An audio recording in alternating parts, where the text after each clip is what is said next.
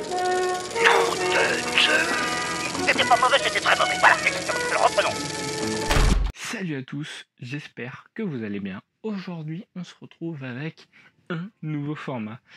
C'est pas le premier format que je vous avais promis, dont je vous ai tissé l'arrivée. C'est un autre format qui tout simplement va vous présenter la séance de Mister No, même si je ne précise pas dans le générique que c'est ma séance. Mais ça me permettra aussi de vous inviter, vous ou d'autres personnes, des youtubeurs, des gens qui ne sont pas youtubeurs, à parler de films, de séries que je vais voir, que j'ai vu. Enfin bon, ça me permettra de vous parler cinéma et en même temps de vous parler de Captain Watch. Je vous ferai une petite pub à la fin pour vous dire que j'ai un compte sur Captain Watch et que c'est un très bon réseau social concernant le cinéma, les séries, que je vous recommande fortement. Donc tout d'abord, je vais vous parler aujourd'hui d'une série que j'ai vue sur Disney+. Donc sur Disney+, j'ai vu une série qui a un très bon millésime, c'est le millésime 1998. C'est une série Marvel qui a été adaptée par Roy Allen Smith. C'est une série Marvel sur le surfeur d'argent. Et oui, je ne vous parlerai pas du Mandalorien aujourd'hui. Donc tout d'abord, qu'est-ce que je peux vous dire? Je vais vous parler peut-être de ce qui est graphique, pour vous donner envie. En termes de graphisme, cette série, déjà, on va parler des décors. Les décors sont très proches du dessin de Jack Kirby, de son univers psychédélique. Et je vais répéter souvent ce mot psychédélique, parce que c'est ma grosse pensée sur cette série, qui est juste géniale.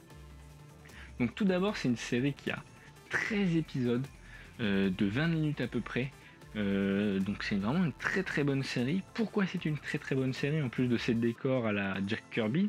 C'est-à-dire qu'on a une animation avec un grain de dessin animé, enfin je sais pas si ce sera le bon terme, mais le grain de l'image est très proche d'une série Batman de Bruce Timm des années 93, mais aussi des Tortues Ninja ou encore des Schtroumpfs, quoique ça s'en éloigne un tout petit peu, mais ça reste un peu similaire. Donc voilà, c'est vraiment une putain de série. Je suis désolé, mais c'est vraiment une putain de série en termes de graphisme. Seul bémol, je vous dirais que c'est sur certains personnages un peu plus cartoonisés que d'autres. Étonnamment, le surfeur d'argent n'est pas cartoonisé, mais il y a d'autres personnages comme des Kree ou des Skrulls, notamment des Skrulls. Waouh, faut s'accrocher pour se dire que c'est des Skrulls au début, mais à force on s'y fait, mais c'est un peu caricaturé si je puis dire. Mais bon, voilà. Et donc à côté de ça, on a un autre souci qui est déjà un peu plus important, c'est que on nous fout de la 3D, des animations 3D à certains endroits où c'est un peu trop précoce, c'est peut-être un peu trop prématuré pour l'époque. Je pense notamment sur les planètes où ça se voit pas forcément beaucoup et que ça me gêne beaucoup moins. Mais par contre, ce qui concerne tout ce qui est les vaisseaux, à part vers la fin de la série, c'est pas encore maîtrisé la 3D et puis souvent ça fait pas bon ménage avec du dessin pur quoi. C'est un peu mon souci. Mais sinon à part ça, tout le reste ça se laisse regarder. Même si parfois c'est un peu long et un peu lent en termes d'animation, parce que dans le sens où des fois on va répéter une action 3 fois, on sent que c'est vraiment pour attirer le gamin et au cas où qu'il tourne la tête et puis qu'il revienne vers l'écran, je peux vous assurer que vous loupez pas grand chose en 2 secondes.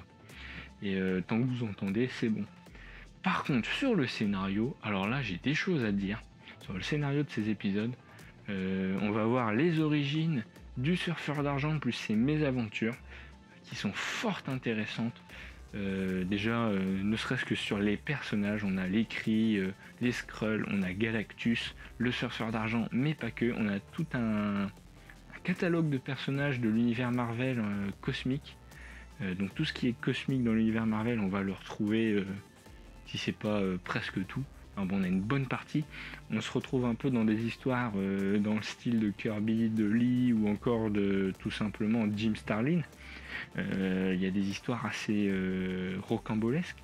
Certains personnages sont réécrits. Je pense à la mort en personne qui est transformée en Lady Chaos et Beta Ray Bill qui se voit des nouvelles origines, mais pour d'autres personnages c'est réamélioré, c'est rechangé, on les recroise, même Pip, le troll Pip qui change totalement de background, enfin bon ça change dans tous les sens, mais ça se laisse écouter, c'est très bien, moi j'aime bien, ça me dérange pas pour une adaptation animée qui se veut très humaniste dans son esprit, très psychologique. Il y a beaucoup de réflexions sur l'homme. Je trouve que c'est un dessin animé très mature pour son époque. Ce qui est assez rare pour les années 90, hormis le Batman, qui à mon avis est un rare Batman à être aussi sérieux. Mais en termes de dessin animé, j'en ai rarement vu de cette époque aussi sérieux, alors que c'est adressé pour des enfants. Moi, ça me surprend. Et donc, voilà. En termes de scénario, il y a beaucoup de choses à dire. Il y a parfois quelques petites longueurs. Sur 20 minutes, des fois, il y a 2-3 minutes, on s'emmerde. Parce que c'est beaucoup de blabla. Mais quand ça bouge aussi. Il y a même sur le dernier épisode, il y a une scène un peu plus que psychédélique, mais même... il y a de quoi faire une crise d'épilepsie. Donc il y a beaucoup de similitudes avec les comics que j'ai pu lire sur le surfeur d'argent. J'en ai pas lu beaucoup, mais je compte m'y mettre. Vous inquiétez pas. Je vous prépare des choses sur le surfeur dès que le confinement sera fini. Le surfeur d'argent, voilà. De 98, qu'est-ce que je peux vous dire de plus? Si, le doublage VF est quand même incroyable. On retrouve, alors les noms je les ai pas du tout, mais j'ai fait mes recherches, je vous les mettrai quelque part, les photos plus les prénoms des doubleurs parce que c'est impressionnant. On a un des doubleurs qui fait la voix de Hela dans Thor Ragnarok et donc un autre doubleur, donc là masculin, qui fait la voix du Dr Cox dans Scrubs. Donc des voix charismatiques pour une VF qui est loin d'être dégueu, même s'il y a eu un personnage qui m'a gêné, qui avait une voix un peu à la Monsieur Poulpe. On aurait cru que c'était une parodie de lui-même, mais je pense pas que ce soit lui, parce qu'il était trop jeune à mon avis pour jouer là-dedans. Mais voilà, c'est une bonne série de la fin des années 90 qui est très psychédélique, avec des très bonnes thématiques, très humanistes, psychologiques encore une fois, qui se prend pas au sérieux mais qui est à la fois très sérieuse, magnifique, des décors à la Kirby, des univers à la Kirby, des extraterrestres dans tous les sens, super bien réalisé. On a des aliens de partout. On voit même des apparitions dans les décors de certains personnages qu'on ne verra jamais dans la série, comme Ronan l'accusateur qui apparaît dans un public, ou encore d'autres personnages qui sont tous plus fous les uns que les autres. C'est des petits clins d'œil sympathiques, sans forcer la main. Très bonne série que je vous recommande. Moi je l'ai découvert récemment, je l'ai découvert avec cette nouvelle journée avec Disney+. Donc rien que pour ça, ça vaut le coup d'œil. Voilà. En une petite demi-journée, vous finissez la série tranquillement. Il n'y a pas de fin, c'est un peu dommage, mais bon, à mon avis, la série a été annulée au 13e épisode.